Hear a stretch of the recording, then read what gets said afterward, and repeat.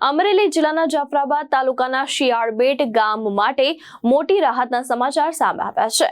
દરિયાઈ ટાપુ પર સતત વીજ પુરવઠો જળવાઈ રહે તે માટે રાજ્ય સરકારે 30 કરોડથી વધુનો પ્રોજેક્ટ મંજૂર કર્યો છે। અમરેલી જિલ્લાના જાફરાબાદ તાલુકાના દરિયાઈ ટાપુ શિયાળબેટ ગામે લાંબા સમયથી વીજ પુરવઠાની સમસ્યા યથાવત હતી। તાવતે વાવાઝોડા દરમિયાન દરિયાઈ કેબલને ભારે નુકસાન પહોંચતા ગ્રામજનોને ભારે મુશ્કેલીઓનો સામનો કરવો પડી રહ્યો હતો।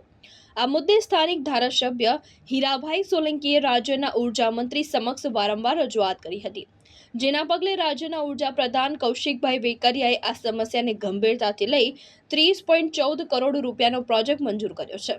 પશ્ચિમ ગુજરાત વીજ કંપની લિમિટેડ PGVCL રાજકોટ દ્વારા આ પ્રોજેક્ટ હેઠળ શિયાળબેટ ટાપુને વિશ્વસનીય અને સતત વીજ પુરવઠો પૂરો પાડવામાં આવશે। આ નિર્ણયથી સ્થાનિક લોકોમાં ખુશીનો માહોલ જોવા મળી રહ્યો છે।